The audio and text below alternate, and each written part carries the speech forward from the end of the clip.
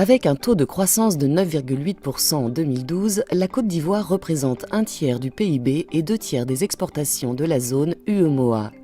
Classée parmi les pays à revenus intermédiaires, elle ambitionne de devenir un pays émergent à horizon 2020.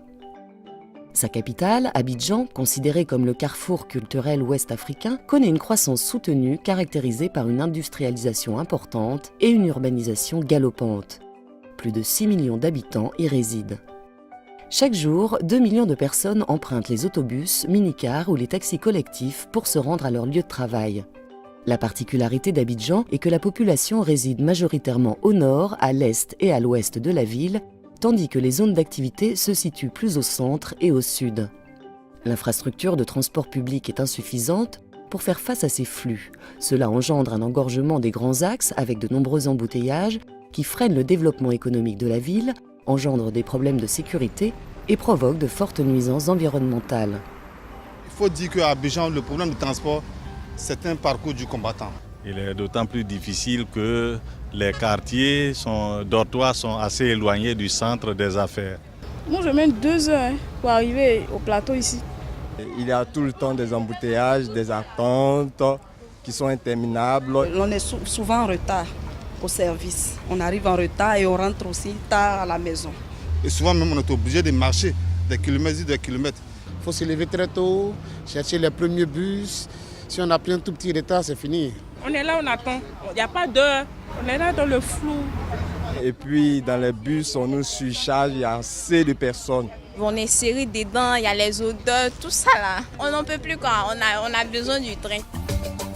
Pour répondre aux fortes demandes de déplacement au sein de l'agglomération d'Abidjan, la solution d'un train urbain s'impose, à l'instar des grandes métropoles des pays développés. Ce projet constitue ainsi une initiative phare développée par la République de Côte d'Ivoire dans le cadre du Plan national de développement 2012-2015 initié par le président Ouattara. Le projet comporte 5 phases. La première phase s'étendra sur 25 km d'Abobo à Marcory. La deuxième phase consistera en l'extension de Marcory à Vridi et de Marcory à l'aéroport Félix Houphouët-Boigny. La troisième phase reliera Anyama à Abobo Nord. La quatrième phase permettra d'étendre le projet jusqu'à Grand Bassam. La cinquième phase introduira un nouvel axe est-ouest de 30 km environ allant de Yopougon à Bingerville.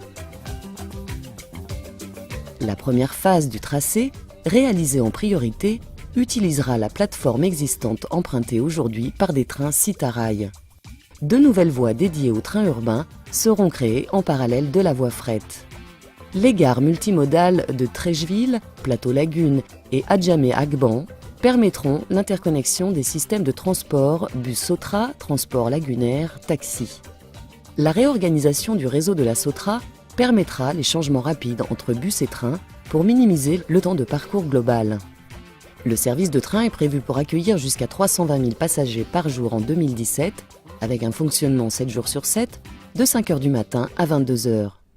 Avec une fréquence d'un train toutes les 10 minutes et une vitesse maximale de 80 km/h, le train urbain d'Abidjan permettra de relier depuis Abobo Nord le plateau en une vingtaine de minutes et le sud de Marcory en 35 minutes. Les billets seront proposés à des tarifs compétitifs de l'ordre du coût moyen de transport actuel. Pour une plus grande sécurité, il est prévu de clôturer entièrement les voies dédiées aux trains urbains et de construire 11 ponts ferroviaires ainsi que plusieurs passerelles pour piétons. Ce projet intégrera la création d'environ 13 gares nouvelles, favorisant une connexion aisée avec les lignes de bus et de taxis collectifs. Ces gares permettront de redynamiser l'urbanisme commercial et favoriseront la création de zones économiques autour d'elles. Environ 1000 emplois seront créés pendant la période de construction. Environ 500 emplois permanents bénéficiant d'une formation appropriée seront générés pendant la phase d'exploitation. Sur le plan environnemental, le train urbain d'Abidjan réduira de plusieurs centaines de tonnes les émissions de CO2 à travers la ville, contribuant ainsi à la préservation d'un environnement sain et à l'amélioration significative de la qualité de l'air.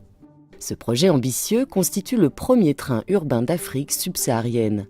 Il est porté par le consortium franco-coréen constitué de Bouygues TP et DTP, filiale de Bouygues Construction, de Dongsan Engineering et de Yundang Rotem. Ces entreprises bénéficient d'une grande expertise dans le domaine du transport ferroviaire et ont déjà fait leurs preuves dans des projets d'envergure tels que le train urbain GO-Train en Afrique du Sud, le tramway de Reims et la ligne 9 du métro de Séoul. Nos engagements, mettre à la disposition de la Côte d'Ivoire nos équipes de spécialistes et nos savoir-faire reconnus, mais également contribuer à l'essor économique du pays à travers l'emploi de compétences locales, le transfert de compétences et la formation de cadres et de techniciens. Cette réalisation, représentant un investissement d'environ 500 millions d'euros, bénéficiera de financements privés et impactera très positivement et significativement l'économie du pays. Ce projet précurseur en Afrique subsaharienne améliorera significativement le cadre de vie de la population abidjanaise, tout en contribuant à l'émergence économique du pays. Il offre à la Côte d'Ivoire une occasion unique d'atteindre ses objectifs de développement durable et de rayonnement tant sur la région que sur l'ensemble du continent africain.